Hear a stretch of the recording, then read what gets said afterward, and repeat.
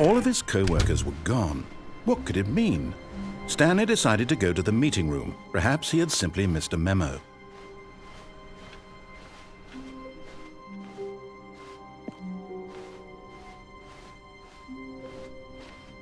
When Stanley came to a set of 2 open doors, he entered the door on his left.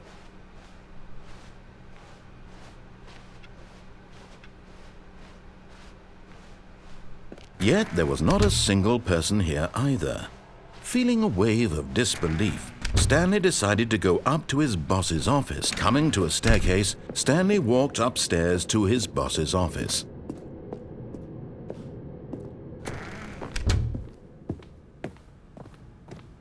Stepping into his manager's office, Stanley was once again stunned to discover not an indication of any human life. Shocked, unraveled, Stanley wondered in disbelief who orchestrated this. What dark secret was being held from him?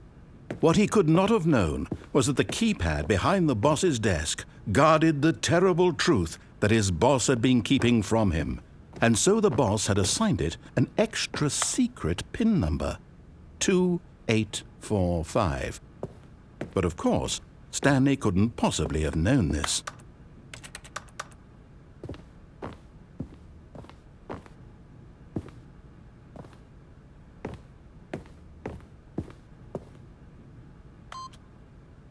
Stanley just sat around twiddling his thumbs. Trying to input anything on the device was yet incredibly, by simply pushing random buttons on the keypad, Stanley happened to input the correct code by sheer luck. Amazing. He stepped into the newly opened passageway.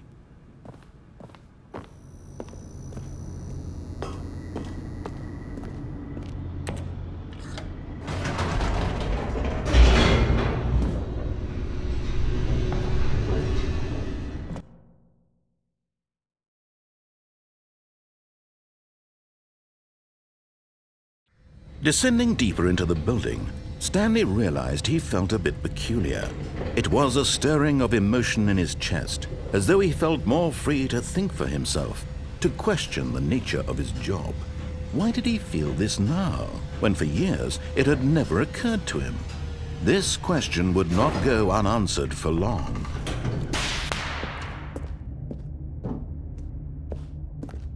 Stanley walked straight ahead through the large door that read Mind Control Facility.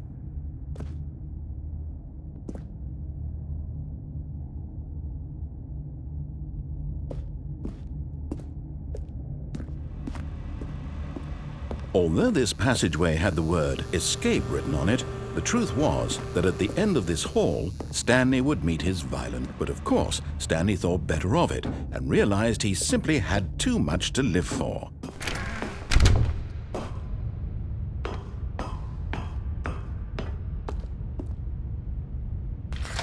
The lights rose on an enormous room packed with television screens.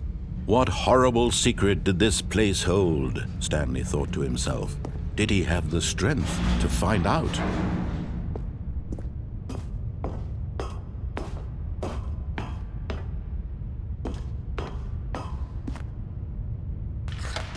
Now the monitors jumped to life, their true nature revealed. Each bore the number of an employee in the building.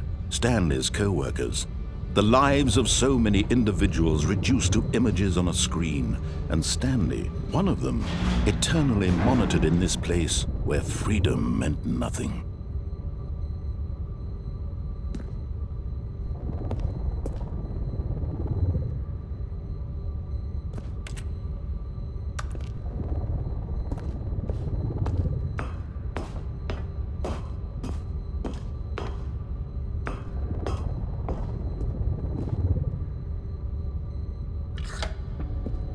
This mind control facility, it was too horrible to believe. It couldn't be true. Had Stanley really been under someone's control all this time? Was this the only reason he was happy with his boring job?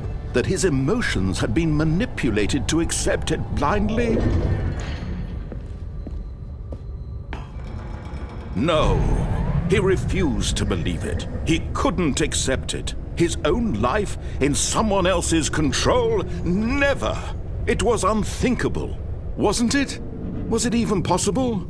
Had he truly spent his entire life utterly blind to the world? But here was the proof, the heart of the operation. Controls labeled with emotions, happy or sad or content. Walking, eating, working, all of it monitored and commanded from this very place.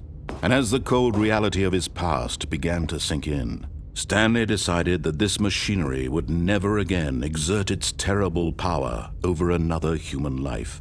For he would dismantle the controls once and for all.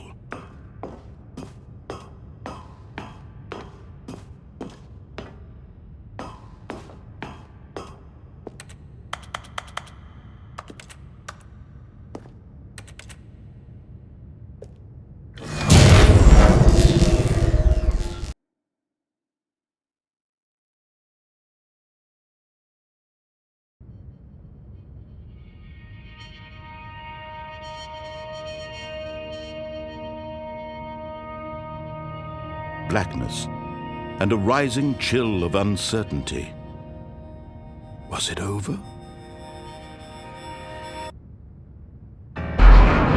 Yes!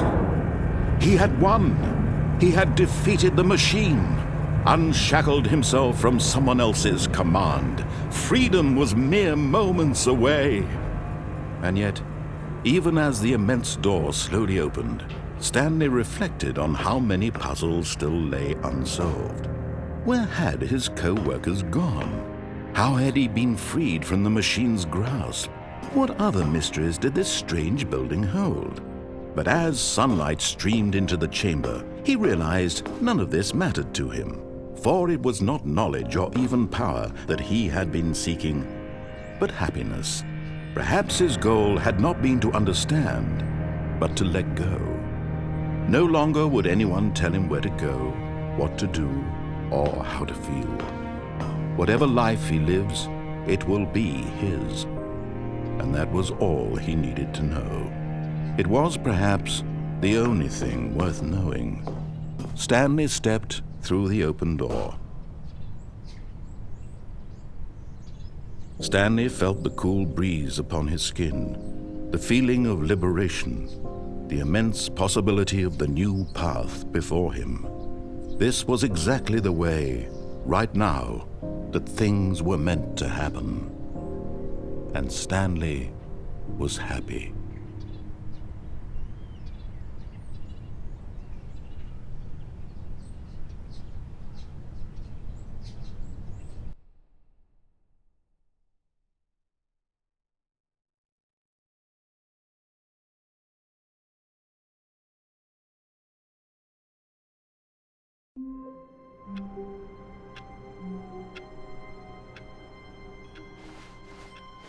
All of his co-workers were gone.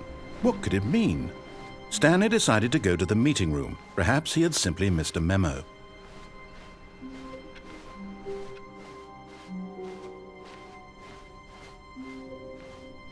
When Stanley came to a set of 2 open doors, he entered the door on his left. This was not the correct way to the meeting room, and Stanley knew it perfectly well. Perhaps he wanted to stop by the employee lounge first, just to admire it. Ah, yes, truly a room worth admiring. It had really been worth the detour after all, just to spend a few moments here in this immaculate, beautifully constructed room. Stanley simply stood here, but eager to get back to business, Stanley took the first open door on his left.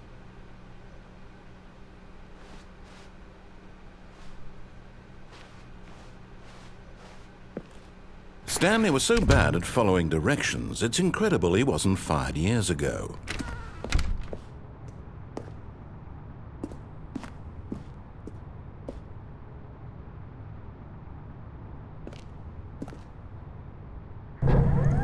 Look, Stanley, I think perhaps we've gotten off on the wrong foot here. I'm not your enemy, really, I'm not. I realize that investing your trust in someone else can be difficult, but the fact is that the story has been about nothing but you all this time. There's someone you've been neglecting, Stanley. Someone you've forgotten about. Please, Stop trying to make every decision by yourself. Now, I'm not asking for me, I'm asking for her. This is it, Stanley. Your chance to redeem yourself, to put your work aside, to let her back into your life. She's been waiting.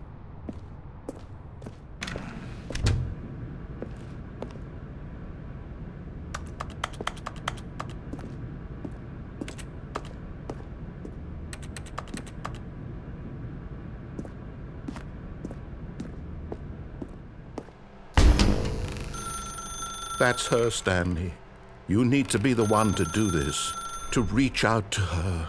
If you can truly place your faith in another, then pick up the phone.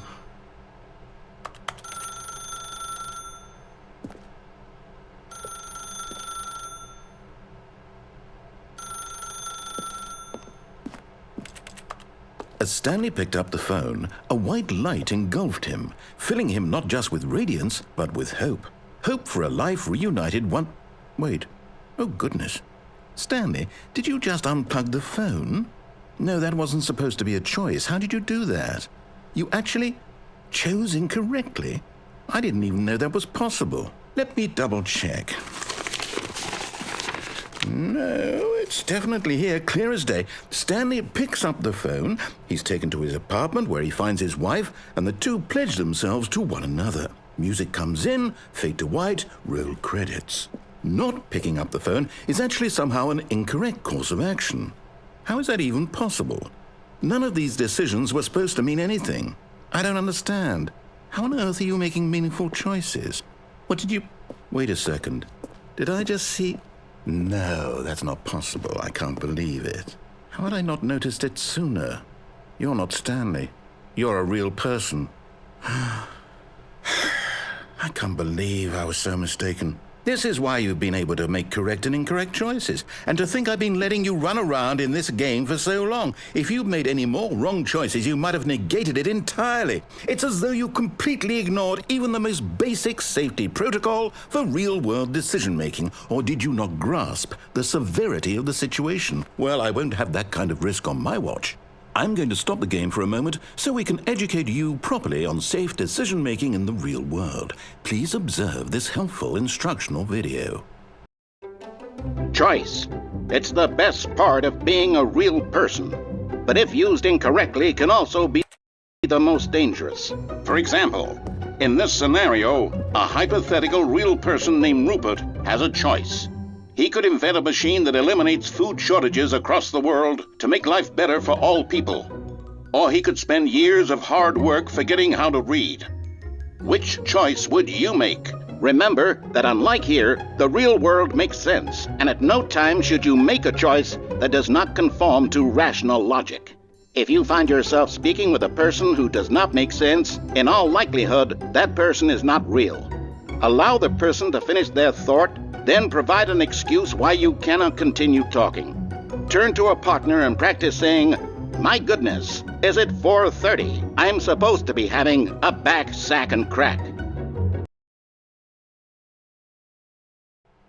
Excellent.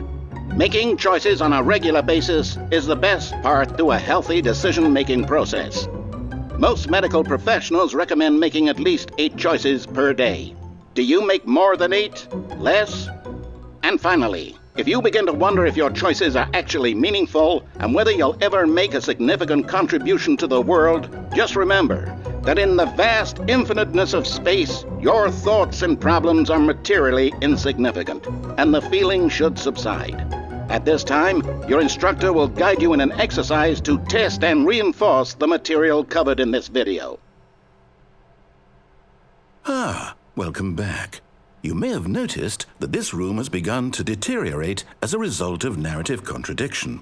But not to worry. Now that you're properly informed on good decision-making, we're going to revisit a choice you made just a few minutes ago and see what the correct thing to do would have been. This way, please.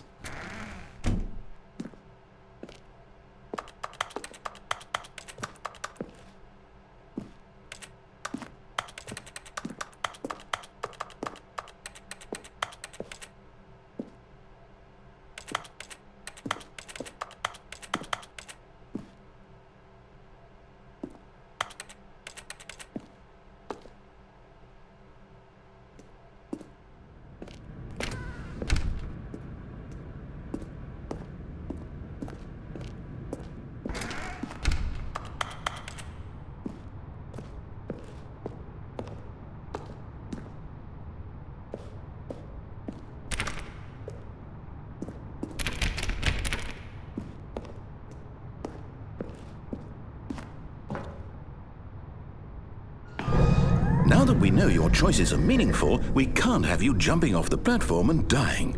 Imagine the main character dying senselessly halfway through the story. That story would make no sense at all. We just need to get you home as soon as possible before the narrative contradiction gets any worse. Unfortunately, it seems this place is not well equipped to deal with reality.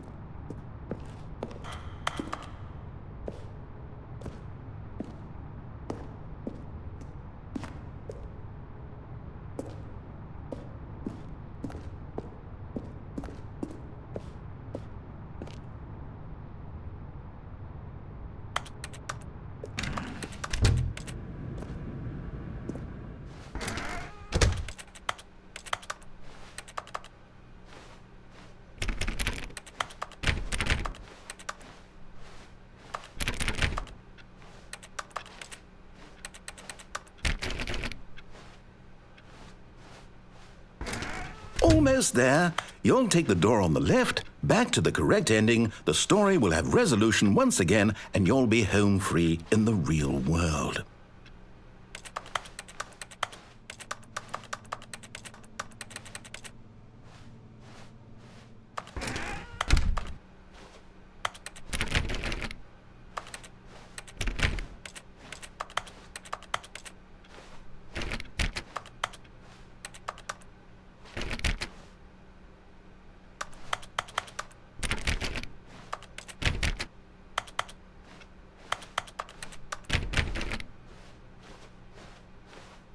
Now remember, all you need to do is behave exactly as Stanley would.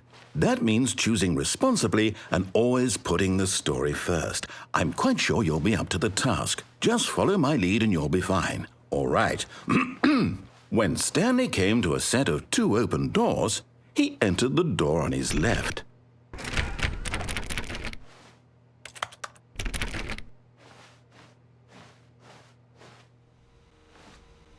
No! Why did you do that? Quickly, hurry back in the other direction. Perhaps we're not too late.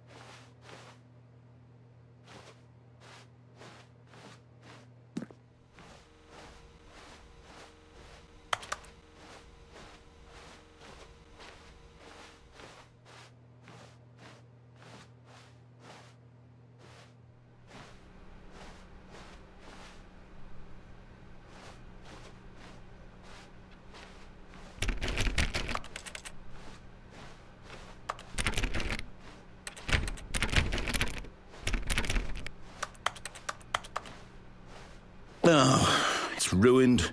I can't believe, after everything we talked about, that my story, you've destroyed my work. Why? For what? What did you get out of that? What did you think was so special about seeing the game undone, left here like so much garbage? It's worthless now. And what am I supposed to do? Even if there were a way to continue, would it be worth it? To know that my story is now incorrect? How can I go back to that?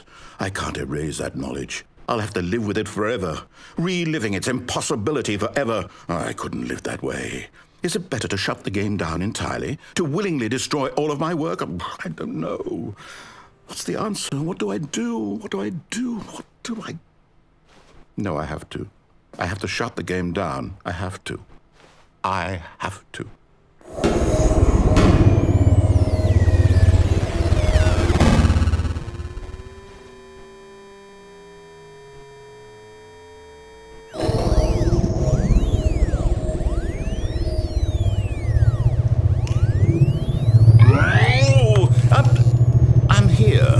I'm still here in this pile of rubbish, with you who thought you were so clever.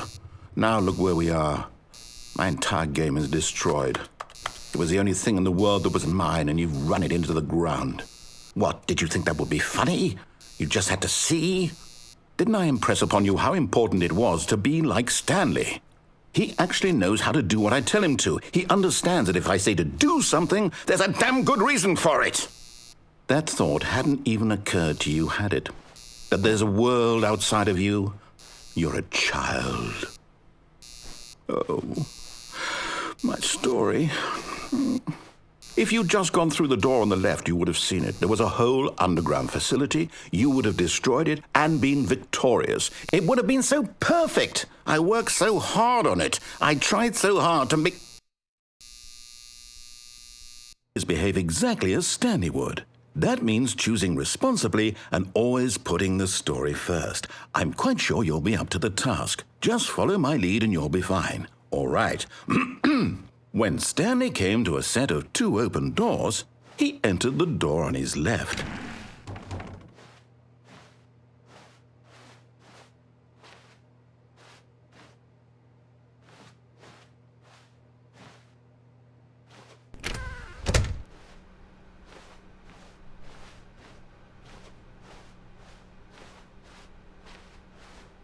Yet there was not a single person here either.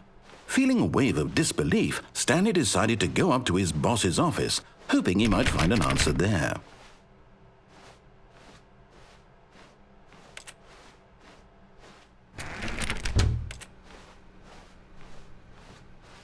Coming to a staircase, Stanley walked upstairs to his boss's office.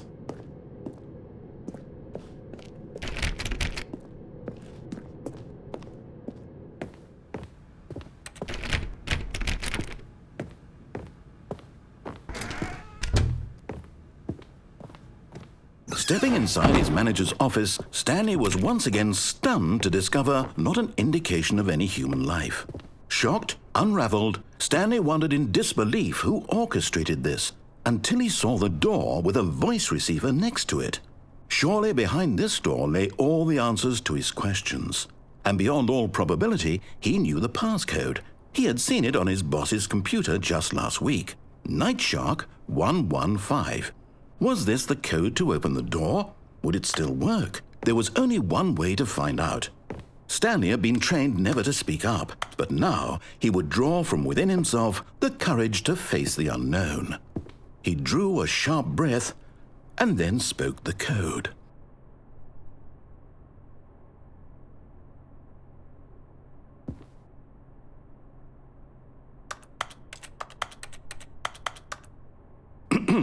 Stanley spoke the code. Night Shark 115. He spoke it into the receiver, right there on the wall.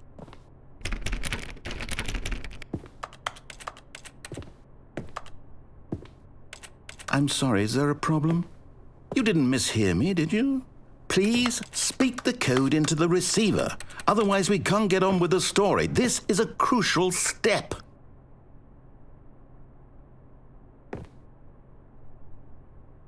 Okay, fine, you're not going to do it, but you know what? It's pretty humiliating to bring you this far, only for you to suddenly decide you have better things to do. I asked you for this one single thing, for your respect. The kind of respect Stanley shows for his choices. He knows what it means to take a story seriously. If you didn't want to see what I had to show you, then why did you come here? You had a choice, you know. You could have gone through the door on the right. You could have done whatever the hell you wanted over there. Why did you come this way? Speak. Say something to me. Explain yourself, you coward. You... When Stanley came to a set of 2 open doors, he entered the door on his left. Stanley? Hello? Are you... Is everything okay? Stanley, please. I need you to make a choice. I need you to walk through the door. Are you listening to me? Can you hear me? Is everything all right? Stanley, this is important. The story needs you. It needs you to make a decision. It cannot exist without you. Do you understand me? Whatever choice you make is just fine. They're both correct. You cannot be wrong here. We can work together. I'll accept whatever you do. I simply need you to take that step forward, please. Choose. Do something. Anything? This is more important than you can ever know. I need this. The story needs it. So, you hear me? Are you there? Are you listening to this? Stanley, are you there? Okay. It's okay, I can wait. You need time to decide. Time to make sure your choice is correct. That is the best choice. That's all right. I'll wait for you to decide what's the right thing to do. Take as much time as you need.